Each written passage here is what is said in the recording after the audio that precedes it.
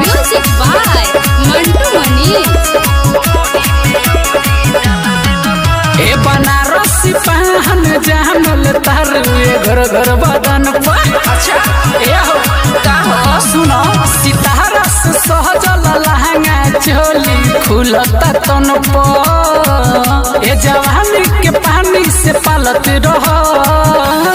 ए बाबू सुनो हमारी ढोरिया के कारे गोले गोले डिजाइन देखी तनी अरे हमारी ढोरिया के हाँ गोले गोले डिजाइन सुनर बा बड़ बड़ लोग देखी को देला हमहू कदी का सौ के नोट निकालत रह ढोरी में अंगूरी डालत रह खाली हाथ जनी फुफकारत रह ढोरी में अंगूरी डालत रह डाल दी का रे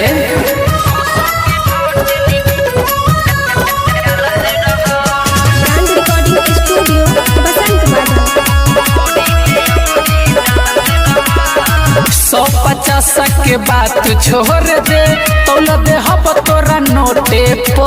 अच्छा सुन का 500 के नोट धरा के देख दे तनी चुमा ओठे असही हौ वाला फिल्म में ढलत रह।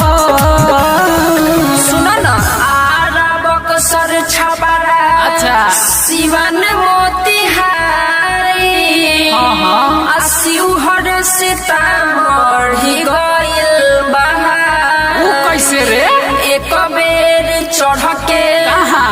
मच देव कस के तू का रे? तो सारा गरमी जाई झड़ आओ देखी तनी 100 के नोट निकालत रह ढोरी में अंगूरी डालत रह खाली हाथ जनी फुफकारत रह ढोरी में अंगूरी डालत रह अरे दे सारा नोट दे एकरा के।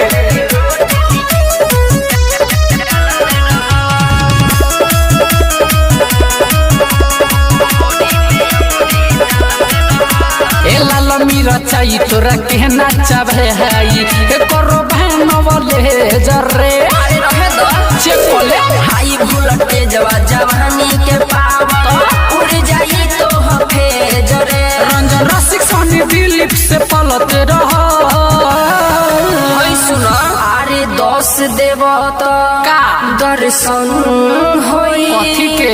20 देव तो मन प्रसन्न होई अरे 30 देव तो किस देव साचो? 40 में चटाइए दे 50 देव तो पूछ जा कह दे 100 में छुआइए दे हाली हाली नोट निकालत रह ढोरी में अंगूरी डालत रह खाली हाथ जने फुफकारत रह ढोरी में अंगूरी डालत रह अरे पैसा बा तो सट न तो हट ब्रांड रिकॉर्डिंग स्टूडियो बसंत बाजार।